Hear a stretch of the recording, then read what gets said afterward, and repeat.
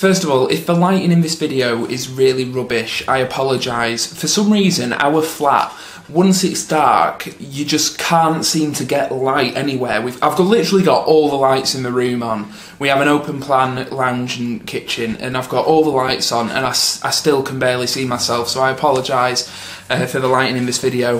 Now, this is going to be a little bit of a shorter horror movie month video. The reason being is a couple of films mentioned in this I will actually be doing dedicated videos for, so I won't be spending too much time on them. So we're starting with day 13, and on day 13, Laura and I, my partner Laura, decided to have a marathon of some movies. Movies in a franchise which Laura loves and I really like myself. And that is the Saw franchise. All 7 of them. We literally sat in bed and watched all 7 Saw films to the point where we almost got bed sores.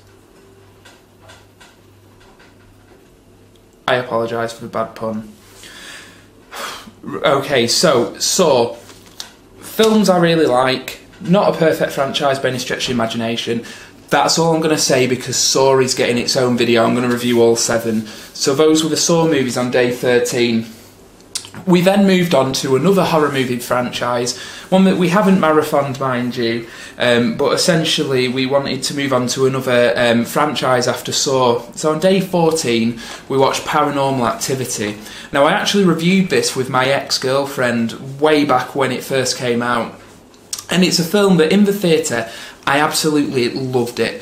This is everything that I find frightening in horror movies. A lot is suggested, not a lot is shown.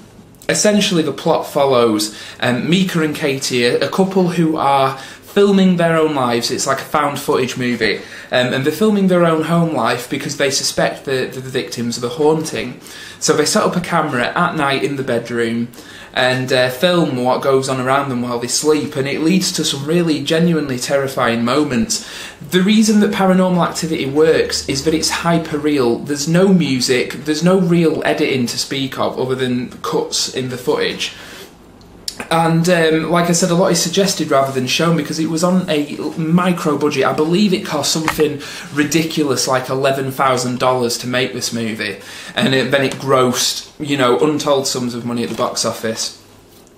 Instead of making you jump and relying on jump scares, Paranormal Activity kind of harkens back to old horror movies from the 30s and 40s in that it's a lot about the tension and build-up, which is more frightening than the jump, and it goes a long way to unsettle the viewer, and that's why I feel it works. Now, if you want to see my kind of thoughts on Paranormal Activity, by all means, go back to the video where I reviewed it when it first came out and watch that, because my opinion of it hasn't changed. I still love it as much as I did the first time I watched it in the theatre.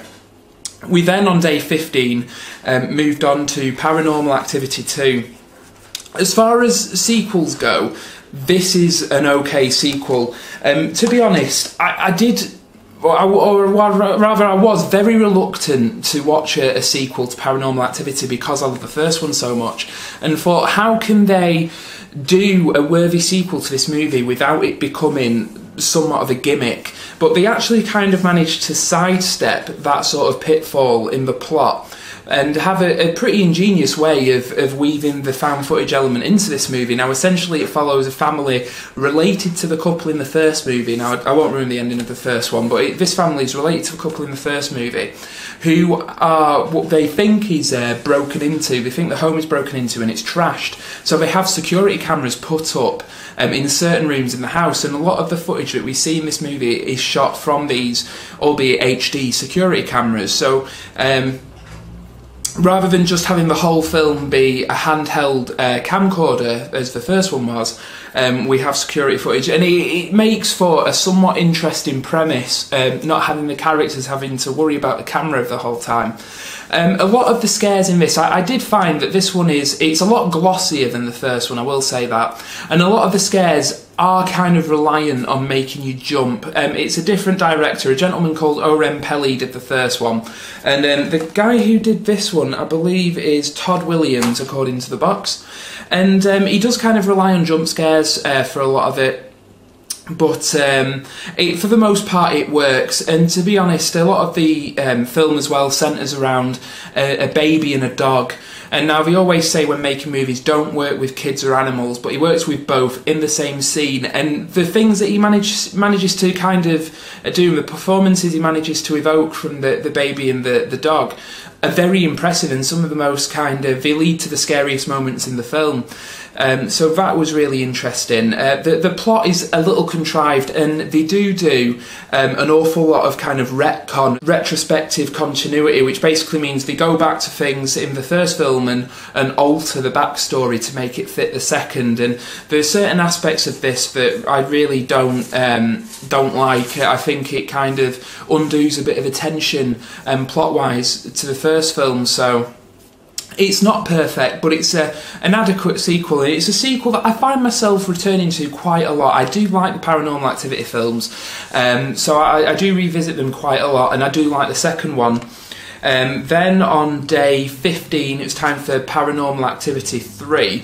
Now I haven't seen this since I saw it in LA. While I was in LA last October, that's when it was released, so I saw it at the theatre over there with my sister. And funny little side note, my sister is a very sort of girly girl, and I would have assumed that she would have watched this through her fingers, but she's like a rock in movies like this. She literally is just sat there, doesn't flinch, doesn't jump, doesn't show any sort of emotion. It's pretty remarkable, to be honest. So that was just, a little digression there.